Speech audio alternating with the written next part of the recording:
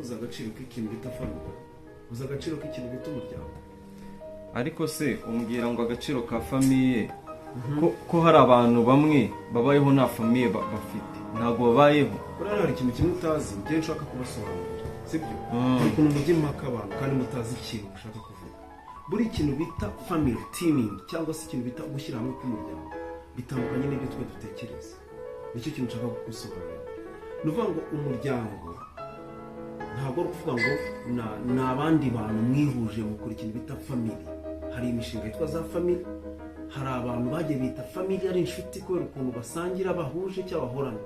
Ariko wibuke ko ikintu bita family, umuryango noneho indani byimbitse ni ikintu kidasanzwe kandi gikomeye. Nyine najya ngo nsobanurire itandukaniro rya famiye y'umuryango wihuje na famiye y'umuntu avukamo y'inkomoko.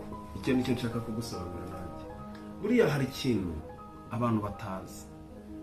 Umuryango uvukamo wowe ku giti cyawe urawukeneye nawe uraguke uko byagenda kose. N'umunsi wo kujya kwirimba iwanyu famiye igomba kuba ihagaze aho hantu uri. Nicyo kintu nshaka ngiye kugira ngo mbashe kugusobanurira neza. N'uyu munyamakuru mugenzi wanjye ni ukuvuga ngo nimba avuga ngo abantu bihuje bakaba famiye, bagakundana bagafashanya ntibasebanye, bakagenda bakibera inshuti, uko byagenda kose hari ikintu kimwe kitabahuza kiba kigomba kuba kibatandukanyije. Ariko njyewe nyine niyo mpamvu nashaka kukubaza, hari abantu bafite famiye ariko zidafite ikintu zibamariye. Hari abantu bafite famiye zidafite ikintu zibamariye. Ukumva umuntu arakubwiye ati njye mfite imiryango ikize, mfite imiryango imeze neza, ariko nta kintu famiye zanjye zimariye. Nk'abo bantu icyo gihe ntabwo babaza agaciro ka famiye.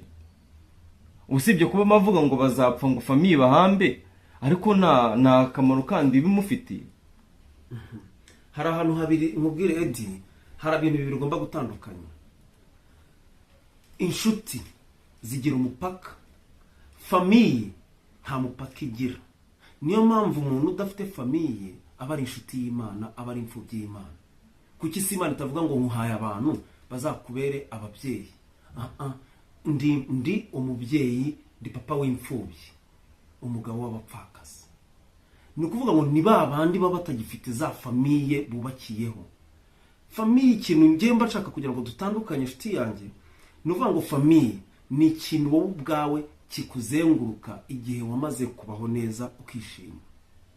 Famiye ni ikintu cyiza mu buzima bwawe kikagusapotinga mu buryo butagaragara, buri invisible time.